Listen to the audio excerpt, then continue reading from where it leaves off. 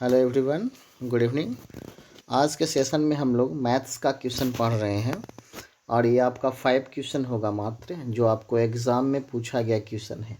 और ऐसे क्वेश्चन बार बार रिपीटेशन होता है, जो आपको कभी कभी प्रॉफिट लॉस होगा या किसी अदर क्वेश्चन अदर टाइप से क्वेश्चन आपको मिलेंगे।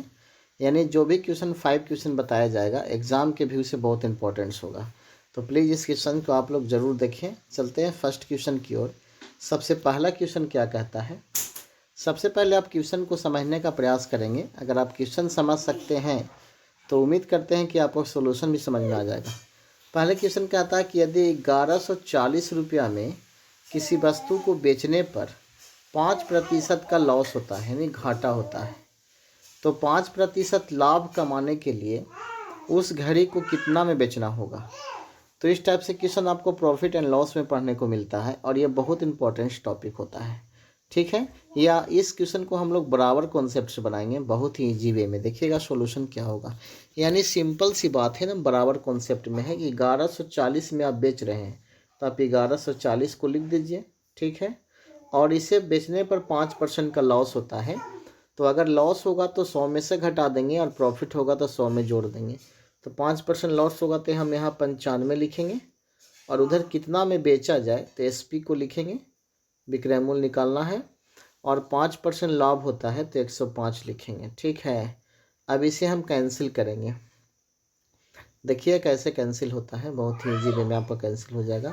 सबसे पहले आप 5 से काटिएगा तो 19 पचे 95 में हो जाएगा, और 5 से काटिएगा तो 21 पचे आपका हो जाएगा, ठीक है। 19 से काटिएगा इसको तो 9 चौके, यानी 19 से काटिएगा इसको आप तो 9 का 9 चौके 36, बैलेंस 3 हो जाएगा। 9 चौके 36 के 3 हाथ में 4, नहीं 4 9 4 बार में नहीं कटेगा, ये आपका कटेगा 9 छक 54, 6 बार में कटेगा। 6 4 10 11, हाँ 6 बार में कटेगा 60, और 60 गुना 21 कर दीजिएगा तो आपका आंसर आएगा 0 6 और 6 गुना 12, 1260 रुपये आंसर होगा। जो ऑप्शन आप देख रहे हैं डी में क्लियर होगा। यानी एक बार पुनः आप इसे देख सकते हैं, 1140 कर दीजिएगा और 5% लॉस होता है तो 95 कर दीजिए। उसे कितना में बेचा जाता है तो एसपी कर दीजिए बराबर 105 कर दीजिए, लाभ हो गया। तो यहाँ से आप एसपी निकाल लीजिएगा तो आपका आंसर 1260 हो जाएगा। तो उम्मीद करते हैं क्वेश्चन आपको समझ में आया होगा। नेक्स्ट क्वेश्चन देखिए क्या कहता है। ये क्वेश्चन आपका बेसिक से है, ये क्वेश्चन आपको एग्जाम में पूछा गया है आरआरबी में। देखिए क्या है इसे। 3 संख्याओं का योग 98 है, ठीक है। यदि पहली और दूसरी संख्या का अनुपात 2:3 है, दूसरी और तीसरी संख्या का अनुपात 5:8 है, तो दूसरी संख्या ज्ञात करें। ये आपका बिल्कुल नया बैच में फ़ायदा करेगा और ये आप लोग को बिल्कुल नया क्वेश्चन मिलेगा। 3 संख्याओं का योग 98 है, पहली और दूसरी, तो पहली को हम ए मान लेते हैं और दूसरी को बी मान लेते हैं। तो 2 अनुपात कितना है 3 है, और दूसरी और तीसरी का अनुपात कितना है 5 अनुपात कितना है आपका 8 है। आप ऐसे गुना करने के लिए जानते होंगे उल्टा n। तो पहले 5 दूना के 10 हो जाएगा, ठीक है, और 5 15 हो जाएगा, ठीक है, और 8 के 24 हो जाएगा, 24, ठीक है।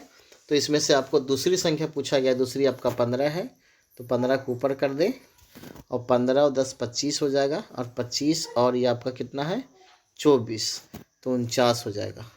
और टोटल योग कितना है आपका 98, तो 49 से 98 2 बार में कटेगा। 15 दूना का 30 आपका आंसर हो जाएगा।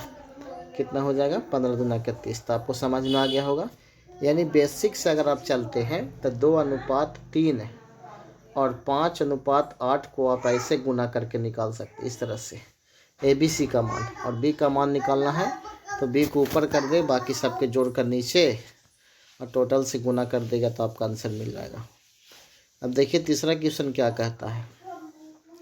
1 किलोमीटर लंबी एक रेलगाड़ी, ध्यान से देखिएगा, 1 किलोमीटर लंबी एक रेलगाड़ी 50 किलोमीटर प्रति घंटा की रफ्तार से 1 किलोमीटर लंबी सुरंग में प्रवेश करती है, तो बताएं कि यह कितने समय में सुरंग को पूर्ण रूप से पार कर जाएगी।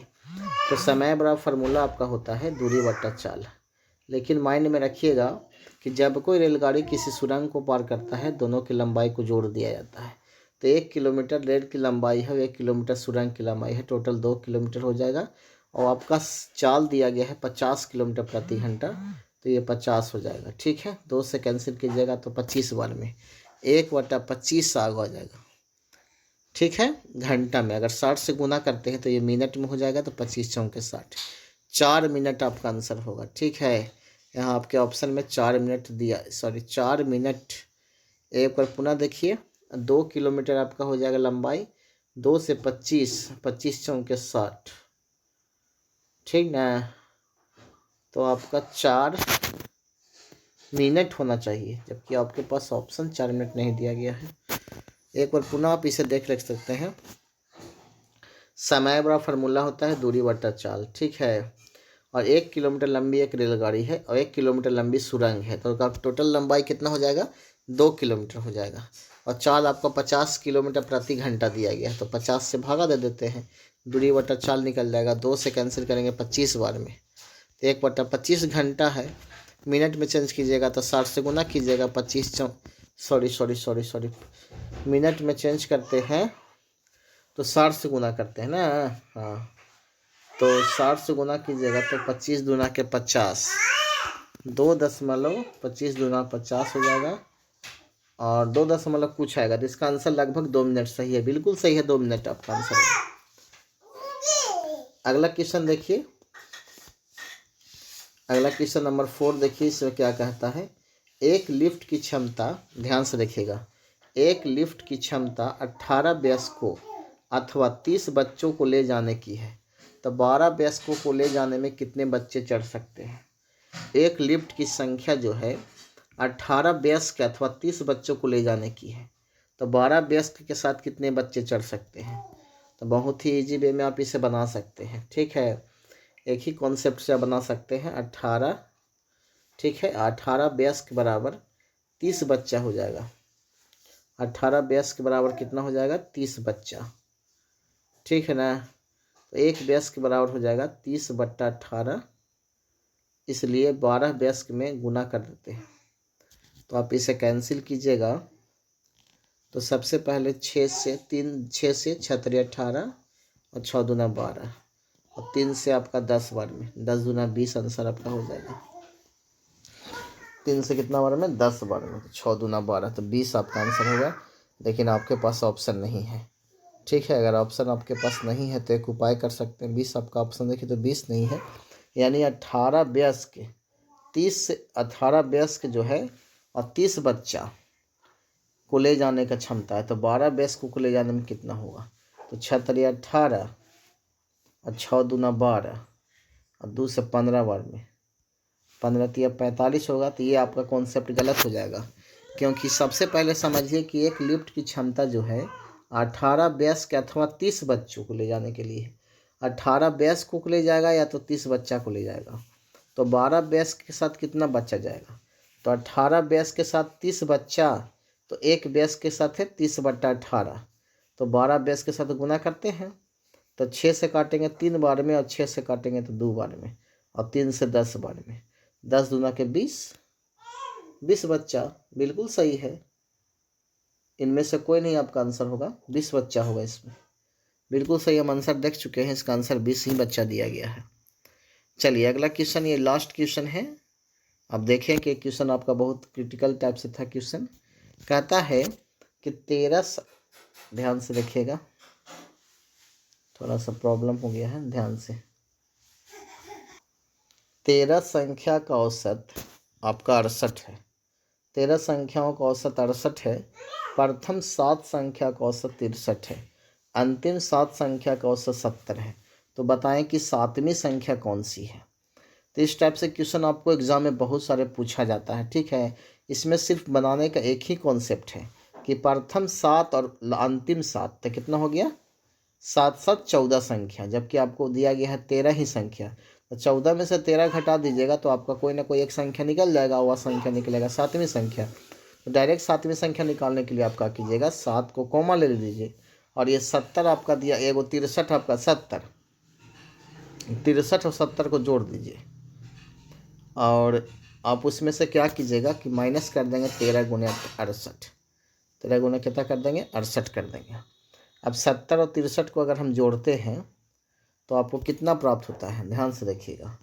अगर 70 और 63 को जोड़ेंगे तो 7 गुना 0 3 3 हो जाएगा और 7 6 13 133।